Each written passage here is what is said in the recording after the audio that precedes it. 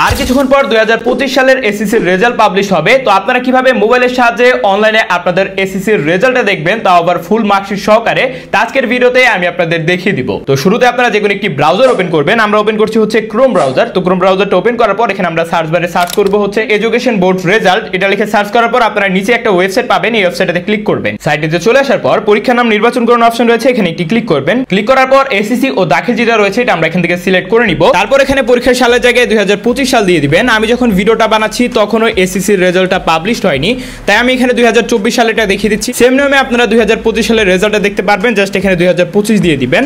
তারপর হচ্ছে এখানে বোর্ডের নাম নির্বাচন করুন, এখানে নির্বাচন করুন অপশন রয়েছে, এখানে একটি ক্লিক করবেন। ক্লিক করার পর এখানে আপনারা আপনাদের বোর্ডটা নির্বাচন করবেন। তো আমরা হচ্ছে ঢাকা বোর্ডের, তাই আমরা এখানে ঢাকা বোর্ড সিলেক্ট করলাম।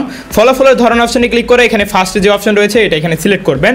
তারপর আমাদের সামনে আরো 3টা অপশন চলে আসবে। তো এখানটায় আপনারা আপনাদের অ্যাডমিট কার্ড অনুসারে আপনাদের রেজিস্ট্রেশন নাম্বার ও রোল নাম্বারটা বসিয়ে দিবেন। তারপর হচ্ছে নিচে একটা ক্যাপচার দেখতে পাচ্ছি, তো এখানে হচ্ছে আমাদের যা যা সংখ্যা দেওয়া রয়েছে তা এখানে হচ্ছে নিচে বসিয়ে দিতে হবে। আপনারা যদি সংখ্যাগুলো না বুঝতে পারেন তাহলে পুনরায় লোড করুন অপশন রয়েছে, এখানে ক্লিক করলে কিন্তু আপনাদের সামনে নতুন সংখ্যাগুলো চলে আসবে। তো এখানে জাস্ট সংখ্যাগুলো বসিয়ে আমরা নিচে ফলাফল দেখুন অপশন রয়েছে, এখানে একটি ক্লিক করব। তো ফলাফল দেখুন অপশনে ক্লিক করার সাথে সাথে আমাদের সামনে কিন্তু রেজাল্টটা চলে আসবে মার্কশিট সহকারে। তো এখানে দেখতে পাচ্ছেন আমাদের রেজাল্টটা হলো জিপিএ 5 এবং উপরে কিন্তু আমাদের আরো ডিটেইলস দেখাবে এবং তার নিচে আপনারা ফুল মার্কশিটটা দেখতে পারবেন যে কোন সাবজেক্টে কত পেয়েছেন সবকিছু আপনারা এখানে বিস্তারিত দেখতে পারবেন। আর হলো আপনারা যদি চান মার্কশিটটা ডাউনলোড করতে কিংবা মার্কশিটটা প্রিন্ট করতে, সেই ক্ষেত্রে আপনারা নিচে প্রিন্ট নামের অপশন পাবেন, এখানে একটি ক্লিক করবেন।